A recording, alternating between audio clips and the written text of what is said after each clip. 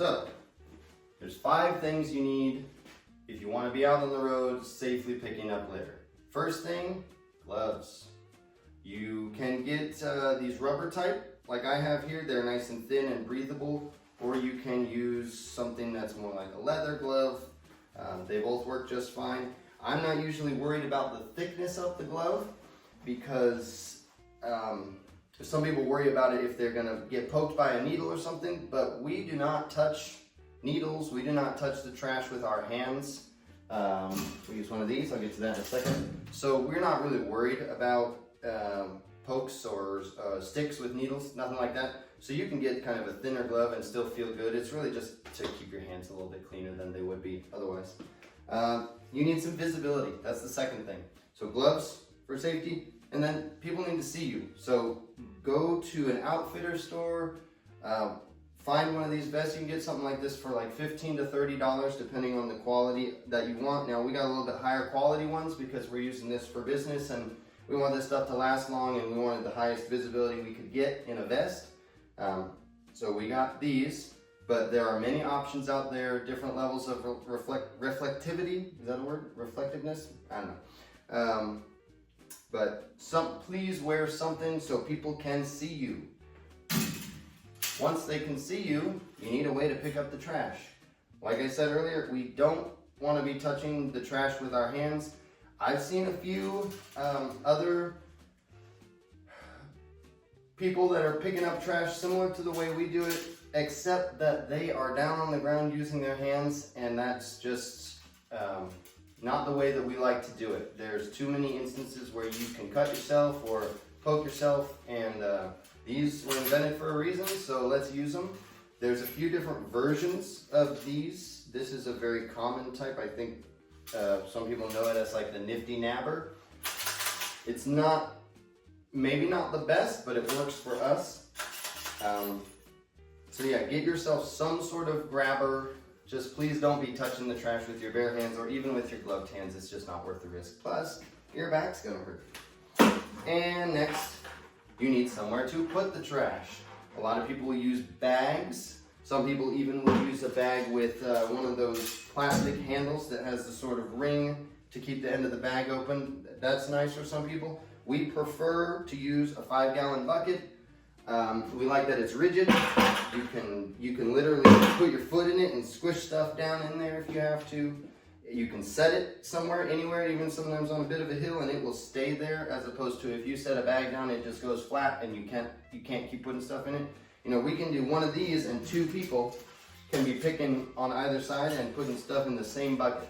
And then if you're on a larger litter pick, you can bring bags with you, and then you can dump these into the bags periodically if your bucket is getting too full, or you can buy a bunch of buckets and each person can have their own, and that may also be enough for you.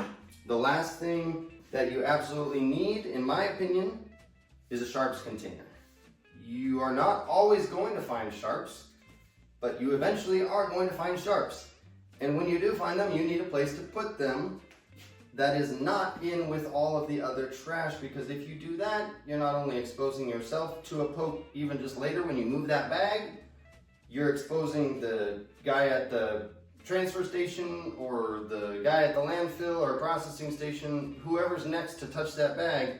We don't want them to get poked either. So get some of these. They're really inexpensive, maybe $3 or $4 a piece if you buy them individually, but you can buy like a 12-pack or something for a discounted price. These are going to protect you and the others around you from needle pokes. The last thing, well, that was the last thing that I think you need, but another good thing to have if you can afford it is a good pair of boots, particularly boots that are have a thick sidewall, because unlike the gloves, you do need to protect your feet from needle pokes. When you're out picking up litter, you are walking through sometimes some nasty stuff, and you don't know if there's a needle in the grass, you don't know if there's a needle underneath the leaves that you're stepping on, and it only takes one time in a pair of tennis shoes, and that needle will go right through the side of your shoe and right into your foot. We don't want that. Doesn't have to be any certain brand, but if you can get some sort of boots with a sidewall that's a little bit thicker, get it, because it's going to save you in the long run. So that's it for now, those 6 things. I'm going to make a little bit more video about how we do our cart in just a second.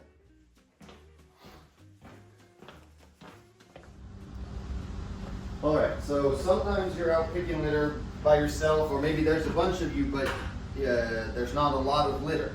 And you can get away with using one 5-gallon bucket, or each person can have a 5-gallon bucket. But sometimes you're going longer distances, you got a bigger group, or there's just a ton of trash in one area, and that is not big enough to hold everything you need. So this is what we made. Well, we didn't make it, we just kind of threw it together. So this was the first cart that we put together for larger litter pickups. All this is a hand truck from Harbor Freight, a plastic bin, this one's a Rubbermaid brand, and then I have it held together with 3 bungee cords. So that's all that is. It's very simple, and now instead of having to carry anything, you can just roll this thing around, and you can do this while you're moving. You can, be picking up litter and drop it right in there, and you don't have to set anything down. But if you need to set it down, do that, and now you can pick all around it. You can set this in an area that's full of litter, pick all around it, you or multiple people, and then when you're done, just get it and keep moving. Now this is not an exact representation of the way we did it. The bin on here is actually larger than what we use. This is a 44-gallon bin. I think we were using 32-gallon bins because the bags we have do not fit on this large of a bin, but the concept is the same. Whether the dolly is smaller or the bin is smaller or a different brand, it doesn't matter. The concept is the same. You need some way to wheel this around, but also be able to just let it be without worrying about it falling over or you running out of space, because you're going to be able to hold a lot of litter with this. If you fill it up, you tie up the bag, you leave it, and you come back later and get it. If that's what you do, some other people will leave it, and then the city or the county will come and pick it up.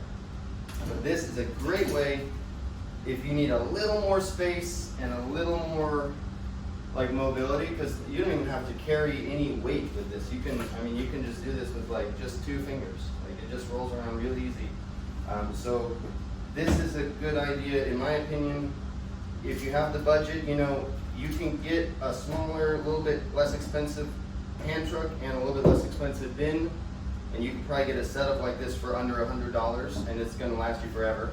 And it'll also be useful for other things, because you can take that bungee cord off and then you've got a dolly or a hand truck, and you can use it however you need. So this was our first setup we ever used. It's great.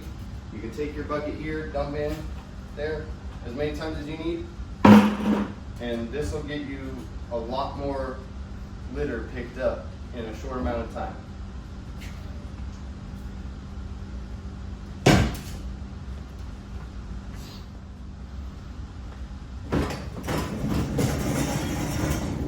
Alright, and this is the cart that we use today. This is the cart that we take out with us at Man with a Can. Anytime we're out picking up litter, we bring this. It's got a lot of stuff on it, so I'll just start with the cart itself. It's similar to the other one in that it is a hand truck from Harbor Freight. The difference is that this is one of those kind that you can pull the handle out and tilt it down and make it into a rolling cart the way we've got it here. So we've done that, we've put it down, made it into the rolling cart that it is, and we've got 2 of these 32-gallon Rubbermaid containers. The bigger ones, for 2 reasons we didn't get the big ones. They don't fit on the cart, and they don't fit with the bags that we use. Now we use these bags, which are provided to us by our city because we participate in the Adopt a Street program. So we just keep these size because that's just what works for us. So the way this works when I'm pushing it is I always push it in front of me, and similar to the other one, you can push and pick garbage at the same time. So you don't ever have to bend or anything, like it's just right in front of you every time, no matter which side you're on. So I can push this down the sidewalk as I go and put things in, no problem. But you might wonder, why are there 2 bins? Well, what we realized after using the other setup for a while, which only had 1 can, is that a lot of the times, even though that 1 can is pretty large, it's still not quite enough. And not only is it not enough, we don't necessarily want to throw everything away. In particular, let's see what we have here. So like this, here's a piece of metal. We find a lot of metal, a lot of pieces of cars, a lot of pieces that fall off of trucks, and we don't want to throw that in the garbage. It costs more money to throw metal away. We can recycle this. So what we do with this second bin here is we throw all of our metal pieces in here. We also throw anything in here that's like sharp, but not needles and stuff like that. More like if it's sharp enough to cut the bag, we'll just throw it in here so that it doesn't cut the bag in this one, and then we'll discard that, like whether it's a sharp piece of plastic or something, we'll just throw that away separately. On top of it being large, it's got 2 bins. We also have an assortment of tools, starting with our little red broom. This thing, I don't know where it came from. I think I just found it, but this thing is awesome. Every once in a while you got broken glass or car accidents are the most thing we find the most often. Car accidents, broken headlights, broken taillights, just anywhere where there's a lot of small pieces, usually small pieces of plastic or glass. And then we keep this down in here to our dustpan. So yeah, broom and dustpan, very handy. Similar to the broom, sometimes you need a rake to pick up certain things or to get garbage out of the grass. A lot of the times it's hard to, you don't always want to pick every single individual piece, but if you have a little rake like this, you can just pull that plastic out of the grass and then sweep it all up in one scoop, and then you don't have to be there for too long trying to individually pick each piece. I forgot to mention though that these 2 cans, they're just sitting on here. They're each attached with a bungee cord. That's it, just goes around the bottom. So similar to the other setup, this can be disassembled, and you can just use all the individual things if you need to do something that's not litter picking with this cart. But we just leave it this way because we don't really have any other use for it. The last thing, I'm sure you noticed when I first pulled it up, is the milk crate. So the milk crate was added later because we didn't quite have enough room for everything we needed. So actually all I did was zip tie this on here. It's kind of in need of some help, but for now it works. It hasn't fallen off yet. I used some industrial zip ties. And now in here we have our sharps containers. I have several of them in here because we find sharps quite regularly with the area that we're doing. This is also where we keep our water bottles while we're out on the road. I've got something to stop the wheel because sometimes I'll have to stop the cart and I don't have anywhere safe to stop it, so I'll put the block under the wheel and then it won't roll. And then here are 2 things that not everyone thinks of. Pair of pliers. Specifically, these are welding pliers with a spring action. Okay, so they automatically open. That's very important, so that you can hold them in one hand and they will open when you open your hand. The reason I have these is, like I said earlier, you don't ever want to pick up the trash with your hand. But sometimes there's something sharp or heavy or kind of stuck in something and you need to be able to grab it with something a little stronger than what you could grab with these. So I have found that these are very handy for that type of stuff, and I actually also use these for needles just because I don't want to touch the needles at all. So if I find a needle with my grabber in the grass or something, in the grass or in the leaves, I'll just set the needle down on the ground and then I'll come over with my sharps container. This one, sharps container. Oh, that one has something in it too. That one has something in it too. Anyway, let's just pretend this one's empty. I'll come over with my sharps container, pick up the item with this, so I'm still not touching it, and then I will put it in there, never touching it with my fingers at all. And the last thing, I already pulled it out, but some branch trimming clippers, hand clippers. There are so many times when we run into blackberries or just branches that are sticking out in the path of travel. I know it's technically not litter, but when we adopt streets, we clean up the litter, but we also clean up the invasive like vegetation, or if there's a sidewalk that's blocked by a tree branch, we will cut the tree branches up to 6 feet sometimes so that the path is usable, the sidewalk is usable. So having a pair of these, if you're really serious about it and you're going out a lot, is pretty helpful. I think that's everything. I'm sure I'll think of something after I turn off the camera, but feel free to ask any questions, and thanks for watching.